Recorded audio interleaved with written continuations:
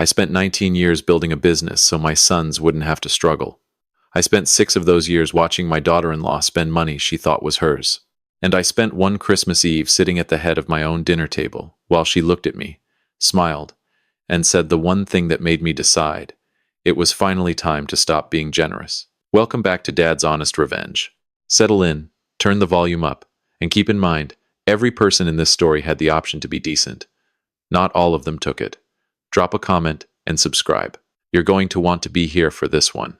I am 67 years old. I have hosted Christmas Eve dinner at my house in Covington, Kentucky, every single year since 1994. That is 31 consecutive years of roasting a prime rib, setting out the good china that my wife Helen picked out in 1989, and pretending to enjoy whatever experimental dessert someone inevitably brings. I have survived my brother-in-law Gary's 3-hour political rants, my mother's annual complaint that the house is too cold, a power outage in 2007 that forced us to eat by candlelight like pilgrims, and the year my youngest son Kevin brought a date who turned out to be his college professor. I thought nothing could surprise me at my own dinner table anymore. I was spectacularly wrong. Before I tell you what happened, you need to understand the layout of my family, because the geography of a family matters. It tells you where the pressure points are. My oldest son is Nathan. Nathan is 44, an engineer by training and a worrier by nature. He got that from Helen. Helen worried about everything: weather, traffic, whether the neighbors liked us, whether the chicken was cooked all the way through. She worried herself into an early grave, if I'm being honest, though the doctors would use different language. She passed in 2019, and the house has been quieter than any house should be ever since. Nathan married a woman named Victoria 12 years ago. Victoria comes from money, old Lexington money, the kind where people name their children after streets and talk about horses like they're discussing theology. Victoria has never worked a job that didn't involve the word consultant somewhere in the title, and to this day I am not entirely clear on what she consults about. But she drives a car that costs more than my first house, and she has opinions about wine that she delivers with the confidence of a surgeon. My younger son Kevin is 41. Kevin is the opposite of Nathan in almost every measurable way. Where Nathan is careful, Kevin is impulsive. Where Nathan plans, Kevin reacts. Kevin owns a small landscaping company that does well enough in the summer and barely survives the winter. He married a woman named Dana, a nurse from Dayton, who works double shifts without complaint and makes the best cornbread I have ever tasted in my life. Their daughter Rosie is 9 and believes with absolute conviction that I am the most important person on earth. I do not correct her. And then there is Victoria. I want to be fair to Victoria. I am going to try very hard to be fair. Victoria is not stupid. She is not cruel in the obvious way. She is something more difficult than that. She is a person who has confused being sharp with being right, and being confident with being kind, and no one in her life has ever sat her down and explained the difference. Until Christmas Eve, we were all at the table: prime rib, roasted potatoes, green beans with almonds that Dana had made, a salad that Victoria had brought from some place downtown that used the word artisanal on the container. Kevin was on his second beer. Dana was helping Rosie cut her meat. Nathan was quiet. Nathan had been quiet for weeks, actually, and I had noticed because noticing my sons is something I have never been able to turn off, even when I wanted to. The conversation was light. Kevin told a story about a client who wanted him to build a koi pond in December. Dana talked about a patient who had proposed to a nurse in the emergency room. Rosie announced that she wanted a horse for Christmas, and Kevin told her that a horse eats more than he does, which Rosie said was not possible. I was laughing. Genuinely laughing. The kind of deep belly laugh that Helen used to say was my best quality. The kind of laugh that makes you forget, just for a second, that the chair across from you is empty, and has been for 5 years. And then Victoria spoke. She had been on her 3rd glass of wine. I had been counting because I always count, not out of judgment, but out of preparation. Victoria after 1 glass is charming. Victoria after 2 glasses is opinionated. Victoria after 3 glasses is honest in the way that a grenade is honest. It gets the job done, but nothing around it survives. You know, Walter, Victoria said to me, using my first name the way she always does.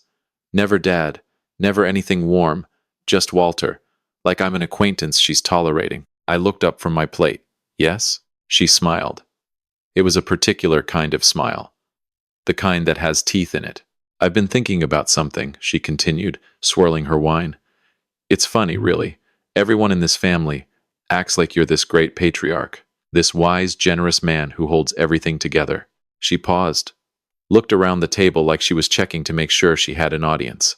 But honestly, I think you just like control. I think generosity is just your way of keeping everyone indebted to you. It's actually kind of manipulative if you really think about it.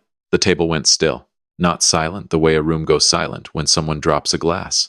Still, the way a pond goes still right before something breaks the surface from below. Dana set her fork down slowly. Kevin stopped chewing. Rosie looked up from her plate with the radar that children have for adult tension, that sixth sense that tells them the air has changed even when they cannot name why.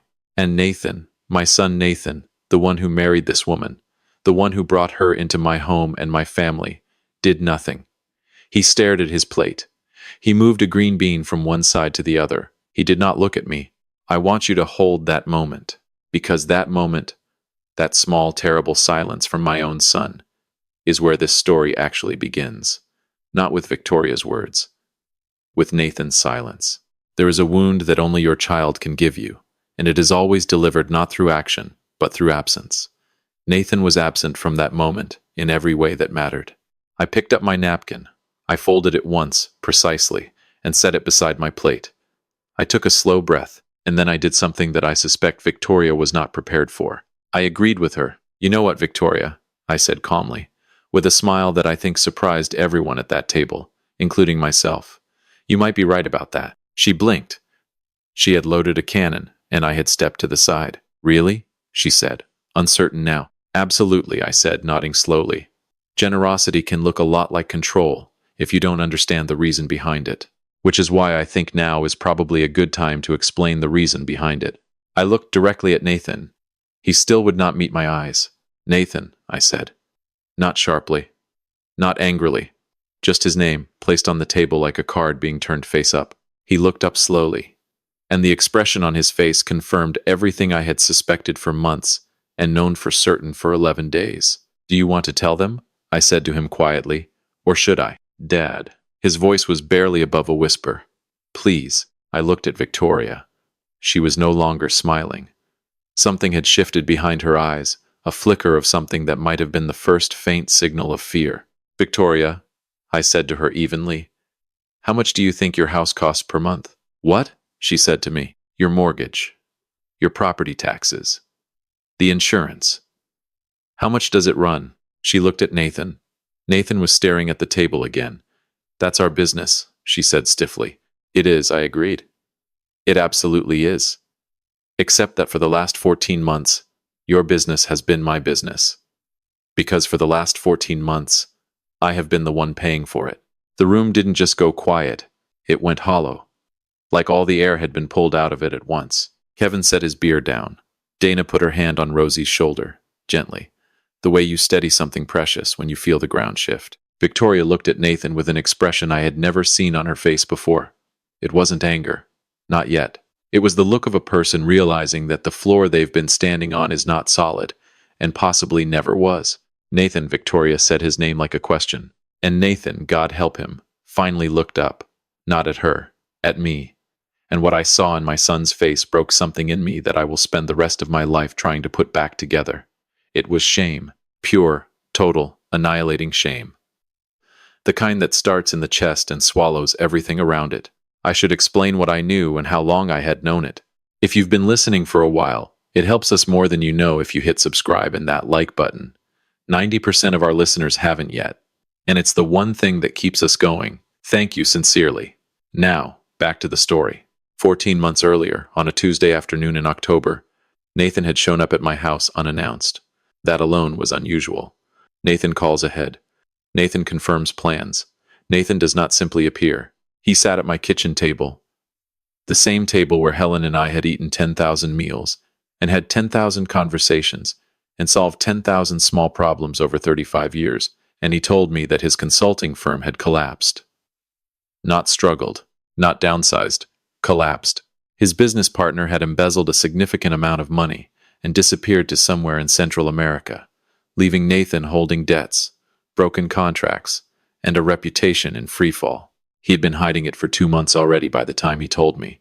The mortgage was 3 months behind. The car payment on Victoria's car the one that costs more than my first house, was 60 days late. He had maxed out 2 credit cards and taken a personal loan against his retirement. And Victoria, I asked him that afternoon, what does she know? He looked at his hands. She thinks we're in a rough patch. She thinks the business is slow. I told her we'd be fine by spring. Spring, I repeated. He nodded without looking at me. Nathan, I said to him, spring is not a plan. Spring is a season. He didn't answer that. So I did what fathers do, or at least what this father did. I wrote a check, and then another one the next month, and another one the month after that. I covered the mortgage, the insurance, and the property taxes. I did not cover the car payment because I felt strongly that a vehicle costing that much should at the very least generate its own sense of urgency. I set one condition. 1. Tell your wife by Christmas. He agreed immediately. People always agree immediately to conditions they have no intention of meeting. October passed. November passed. The first week of December, I called him. Have you told her? I'm going to, he said to me. I just need the right moment. Nathan, the right moment was 6 weeks ago. Dad, please, just give me until Christmas. I agreed. Against every instinct I have. I agreed because he is my son, and because I remembered being 44, and terrified and too proud to admit it. I gave him until Christmas, and then Victoria sat at my table, drank my wine, and told me that my generosity was just manipulation. So there we were. Christmas Eve. Prime rib getting cold. The truth sitting in the middle of the table like a live wire. Victoria turned to Nathan. Her face had gone very still, the way a lake goes still before a storm rolls in. Is this true? She said.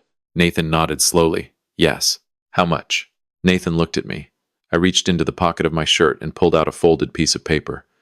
I had been carrying it for 11 days, since the moment I realized he was not going to keep his promise. I had hoped I wouldn't need it. I had been wrong about a lot of things regarding my son.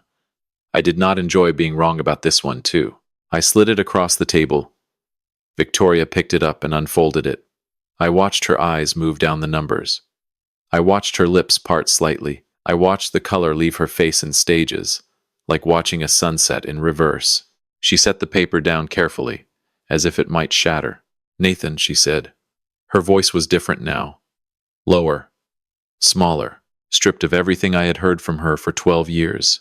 You let your father pay for our life, for over a year, and you didn't tell me. I was going to fix it, Nathan said. The words came out broken, like a sentence that had been rehearsed so many times it had worn through. Fix it. Victoria's voice cracked on the second word. Fix it how? Your business is gone. Your partner stole from you. And instead of telling me, your wife, you went to your father and let him. She gestured at me without looking at me. Carry us. Like we were some kind of charity. It wasn't like that, Nathan started. Then what was it like, she said. Because from where I'm sitting, it looks exactly like that. It looks like I have been living in a house I didn't know I couldn't afford, driving a car I didn't know we couldn't pay for, and sitting at dinner tables telling your father he's controlling, while he was the only reason we still had a table to sit at. There it was, the thing I had not expected. Victoria was not directing her anger at me. She was directing it at Nathan, and mixed into that anger was something else. Something I recognized because Helen used to have the same expression when I made a mistake and tried to carry it alone instead of sharing the weight with her. It was hurt. The specific hurt of realizing the person you sleep next to every night has been living an entirely different life than the one you thought you shared. Kevin cleared his throat. I forgot he was here, not as a slight to Kevin, but because when Nathan and Victoria and I are in a room, other people tend to become furniture. For how long, Dad? Kevin asked me quietly. 14 months, I said to him. Kevin let out a long, slow breath, looked at his brother. Nate, he said, just his name. But the way he said it carried everything.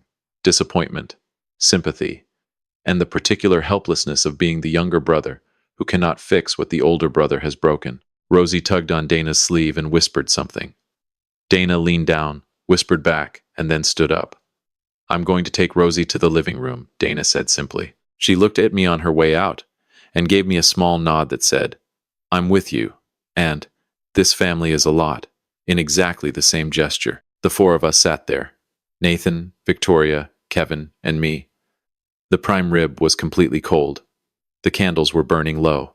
Outside, a light sleet had started, ticking against the windows like the house itself was keeping time. Victoria, I said to her. She looked at me. Her eyes were red, but she had not cried. I want you to hear something clearly. I am not collecting that money. Not now. Not ever. That money is gone, and I made my peace with losing it the day I wrote the first check. She started to say something, but I held up my hand gently. I didn't do it to control anyone. I did it because Nathan is my son, and he was drowning, and I could see it, and he asked me to help. That is the entire reason. There is no other one. I paused. But I am done, I continued. As of tonight, I am done covering payments, done keeping secrets, and done watching my son pretend his life is something it isn't. Whatever happens next, the two of you figure out together. Nathan looked up at me. His eyes were wet.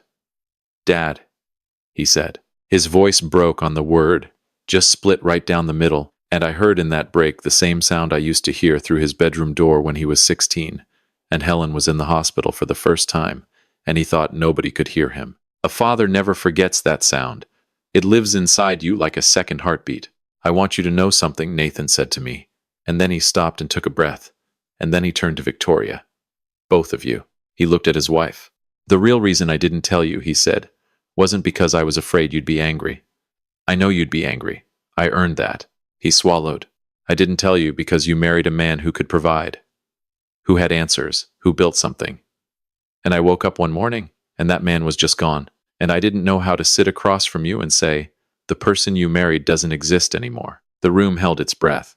Victoria stared at him for a long time. I could see something working behind her eyes, some recalculation happening in real time, the way you watch someone rewrite a story they've been telling themselves for years. Then she did something I truly did not expect. She turned to me. Walter, she said.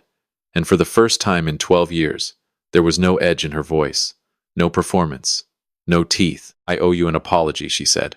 Not just for tonight, for years of it. I have sat at your table and eaten your food and judged you because it was easier than being grateful. And I am sorry. I looked at her. I looked at this woman who had called me manipulative less than an hour ago, and I saw someone I had never actually seen before. Someone real. Someone scared.